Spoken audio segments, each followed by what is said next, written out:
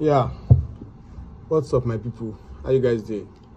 I hope you are doing well, and welcome back to school. So please, before I go on, I would like to make this announcement. I received a complaint from one of your colleagues, and he made me to understand that you got a note from the principal, and the note is a little bit contradictory. Please, the note is not. The notes are the same. Are you getting it? Just go through it. You can use the one on the website as a bonus, just to expand your horizon. Are you getting it? So yeah, that is it. So welcome back to school once again, and happy resumption. So this is our first class, so we'll be talking about the civil service. Now, before I go on, I would like you to just have this understanding that the civil service is the government. Yeah, just know that. So I will try and expatiate it. Are you getting it? So we are talking about government. Government is not an individual. So government comprises a lot of people that comes together to govern a state. So government is not just one person. Are you getting it? So the civil service is one of government officials. Are you getting what I'm trying to say? So the civil service is a body or department. From the note I gave to you on the site, the civil service is a body or department in the executive arm of government that has the duty of assisting the executive in planning and implementation of government policy. So the civil service is part of the executive arm. The civil service is one of the executive arm of government. So when we're talking about civil service, we're talking about a branch of the executive. And what's the work of the executive? The executive is there to execute, to implement what? To implement law. Are you getting what I'm trying to say? So the civil service is a branch that helps government. Now, let's say, for instance, I think last month or last 2 months, there was a new tax policy. We call it tax reform in accounting, in finance. So, and this tax reform is trying to tell us how we are going to be taxed starting from 2026. Now, the person that signed this tax, the person that's like the forerunner, the person in front that is assumed to make the policy is the president. But let me tell you the fact. The president is just there as, I don't want to call him a figurehead, but he's just like a figurehead because he did not really put effort in drafting the policy. Those that did the job are the civil servants. The civil servants.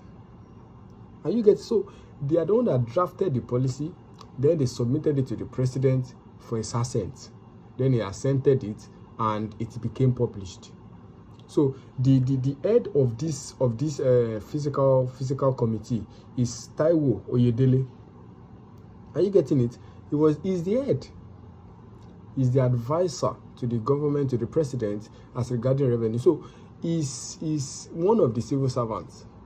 He is one of the people that drafted the physical policy. That is how the president can maximize revenue. What's the meaning of maximizing revenue? Make more money. That's just it. So he's advising the government on how to make more profit, more revenue. Let's call it profit, rather. Let's call it generate more money, because governments are not made to make profit. They're just there to give us social amenities as it is written, but that's not true anyways. So what I'm trying to say is that the civil service is an aspect, it's a branch of the executive. Example, the Ministry of Finance is a branch of the executive. The Ministry of Agriculture, Ministry of Education, and I think before the just concluded UTME, the Minister of Education announced that any student below the age of, I think, 16 will not be able to sit for the UTME, or let me just say, will not be able to gain admission to the university because they believe they are underage. And who was said to make that policy. It was said that it was the president that made it. But no, it was the Minister of Education that drafted that. It was like, okay, he sat down with his people and they drafted it. Then they submitted their findings, their research. They submitted it to the president. So what I'm trying to say in essence is that the president is just like a commander that has people around him. So those people he has around him are the people we call the civil servants. So the civil service is a department in the executive arm of government that assists the government in developing and implementing policy. So the civil service and its workers are known as civil servants. Yes. So those in the civil service are known as civil servants. That is those that work in those ministries, those departments. Ministry of Finance, Ministry of Agriculture, Petroleum, and so on and so forth. So those that work in those departments are called what? They are called civil servants. Now, we want to talk about the characteristics. What are the features of civil service? Number one feature of civil service is permanence. Yeah, civil service or civil servants, they don't change as government changes. No. Are you getting it? Now, in 2020, I think 2027, there will be an election in Nigeria. So if Tinubu is not elected, that does not mean the current Minister of Finance will also leave. No. It does not mean. So civil service is permanent. It does not change like government. Even when the current administration leaves, the civil servants will still be there. They will not be sacked. They will not be removed. So the civil service is permanent. I'm not saying the people there can also leave, they can retire, they can go, but what I'm trying to say is that it does not change with government. Government changes every 4 years. That's not the case for civil servants.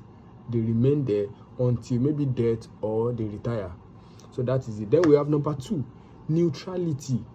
That's one of the core characteristics of civil service. Neutral. They should not involve themselves in partisan politics. Yeah. What do you mean by partisan politics? If you are a civil servant, you cannot also contest for a political position. That's meaning of partisan politics. Partisan politics means involving yourself in politics, not voting. I'm not talking about voting. I'm talking about contesting for a position. So as a civil servant, you cannot contest for a position. So if you want to contest, you either resign or you do not contest.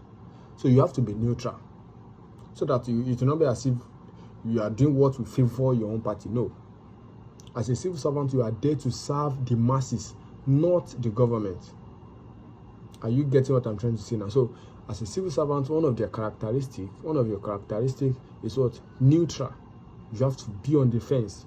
You don't support this, you don't support this. So the next one is anonymity. Yes, civil servants are anonymous. They don't just talk anyhow. Anonymity means secrecy. You have to be secret. You have to your operations has to remain secret. You don't just talk. You don't just blab. No. Are you getting it? You don't just blab. Any small thing that happened in the office, you have gone to the press and you have gone to report it. If you are caught, you'll be imprisoned. You'll be penalized. So, according to the rule of civil service, it is meant that every civil servant must remain anonymous. That is, whatever it is that is happening in the office must remain in the office, unless there is something that can take that away. If you are allowed to talk to the press by the head of that department, then you are allowed to talk. But on the normal ground, a civil servant is not meant to talk to the press. The next one is what? Impartial. Civil servants may neither disclose impartial. The civil servant and the civil service are expected to support every government without bias. Yes, you support whichever administration is in. You don't choose, because you are meant to help the people. if you are supporting a particular government and the government is not helping the people, that means you are not helping the people too. So you are there to what? To support the people. You are not there to be partial. Don't support a government and bring them a government. If you are supporting Tinubu and Tinubu leaves, are you getting it? Let's assume Shola enters. So let's assume I contested and I enter. So because it's a new government, you are not supporting me. Whatever it is I'm saying, you are not doing it. The country will not grow. So you have to what? You have to remain impartial. The next characteristics of a civil servant, of civil service, is what? Is expertise. Civil servants are experts in their field. Now, the name I mentioned, the advisor to the government, to the president, as regarding revenue, fiscal policy, Taiwo Oyedele, is an expert in accounting. He knows how revenues work. They will not just bring, they cannot go bring, let's assume someone that studied, which course can I use? I don't want to, it's not as if I'm downgrading any course. I'm just talking normally. So let's assume someone that studied social study, and they said, okay, come and be the advisor to the government as regarding fiscal policy. It's not possible. So they are experts in their field. Lawyers will be there to what? To deal with anything relating to law. Accountants will be there to deal with anything relating to what? To monetary terms. Engineers will be there to deal with anything relating to what? To the science department, and so on and so forth. So they are experts in their field. Then merit or achievement. Now, although this is not the case in Nigeria, but we don't have option, actually. Are you getting it? Because in Nigeria today, positions of authority are not filled based on merit. And on a normal ground, it should be filled based on merit. The employment of employees should be based on, that is, it should be based on how they perform, how good they are, not because I know someone. But that's not the case in Nigeria. In Nigeria today, it is who you know. If you don't know anybody, you are not going nowhere. But thank God we have God. So what I'm trying to say is that the employment, are you getting it, should be based, the recruitment of public servants, of civil servants, is based on what? On merit. That is, they should be tested and given that position because they know what they are doing, not because they know someone, not because I'm Tinubu's son or Tinubu's daughter, and so on and so forth. So